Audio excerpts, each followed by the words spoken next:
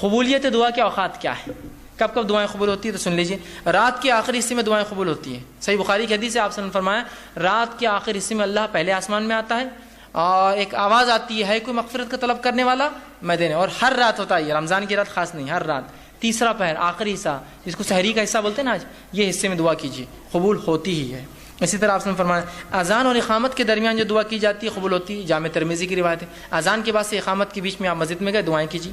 اسی طرح سجدے میں دعائیں قبول ہوتی ہیں، آپ صلی اللہ علیہ وسلم فرمایا، صحیح مسلم کی روایت ہے، جب بندہ سجدے میں ہوتا ہے اللہ سے سب سے نزدیک ہوتا ہے تو لہٰذا تم اس میں خوب دعائیں مانگو، تو سجدے میں دعا ہوتی ہے۔ اسی طرح جمعہ کے دن ایک ایسی گھڑی ہے جس میں اللہ تعالیٰ دعا قبول کرتا ہے، یہ بخاری کی حدیث ہے، اور ایک حدیث کے مطابق آپ نے فرمایا وہ گھڑی عصر اور مغرب کے بیچ آتی ہے، وہ تھوڑا وقفہ ہوتا ہے، کوشش کرے کہ جمعہ کے دن بار بار ہر وقت زیادہ سے زیادہ دعائیں کرے تاکہ جب بھی وہ گھڑی ہو، ایک قول کے مطابق عصر سے مغرب کے بیچ ہے لیکن وہ ایک دن کبھی بھی آتی ہے وہ گھڑی دن بھر میں۔ اسی طرح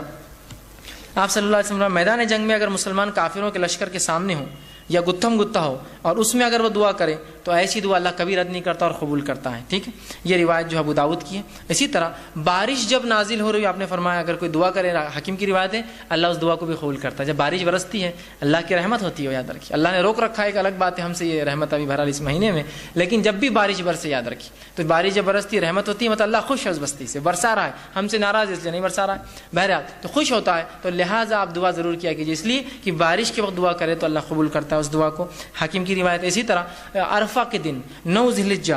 میں جو ہے عرفہ میں یوم عرفہ جو 9 ذی الحجہ کی دعا بھی قبول ہوتی ہے، جب حاجی میدان عرفہ میں ہوتے ہیں اور دعائیں کرتے ہیں اللہ ان کی دعاؤں کو رد نہیں کرتا، ترمذی کی روایت۔ اسی طرح توبہ کرنے والے کی دعا جو ہے دن ہو یا رات ہو کبھی بھی جو ہے اس کی دعا قبول ہوتی ہے، توبہ کرنے والے کی، اس لیے کہ آپ صلی اللہ علیہ وسلم نے فرمایا، صحیح مسلم کی روایت ہے، جب کوئی شخص رات توبہ گناہ کرتا ہے اور دن میں توبہ کرتا ہے اللہ اس کی سن لیتا ہے، دن میں گناہ کرتا ہے رات توبہ کرتا ہے سن لیتا ہے، مطلب گناہگار آدمی صبح اور شام کبھی بھی دعا کرے قبول ہو رہی اس کی دعا۔ دیکھیے آپ، ہم سمجھ رہے نیکوکاروں کی ہوتی ہے، یہاں تو گناہگار کے بارے میں آ رہی ہے حدیث، یہ گناہگار آدمی صبح اور شام جب دعا کرے توبہ اس کی توبہ قبول کرتا ہے اللہ، دعائی تو کرتا ہے اللہ معاف کر تو قبول کر رہا ہے اللہ، رات کرتا ہے اور صبح مانگتا ہے تو قبول ہوتی ہے، صبح کرتا ہے اور رات مانگتا ہے تو قبول ہوتی ہے۔ تو گناہگار آدمی بھی اگر جب بھی مانگے اللہ سے مطلب دن ہو رات تو قبول ہوتی ہے۔ اسی طرح دعا قبولیت کی ایک اوقات یہ بھی ہے، زمزم، جب انسان زمزم پی، آپ صلی اللہ علیہ وسلم فرماتے ہیں، ابن ماجہ کی روایت ہے، کوئی شخص زمزم کو جس نیت سے پیتا ہے اللہ اس چیز کو قبول کرتا ہے، صحت کے لیے، بیماری کے لیے، مصیبت کے لیے، کوئی چیز کی دعا کر کے زمزم پیجیے انشاءاللہ عزیز قبول ہوں گی یہ دعا، ٹھیک ہے۔ تو یہ بھی جو ہے وہ تمام چیزیں جو دعا قبولیت کی گھڑیاں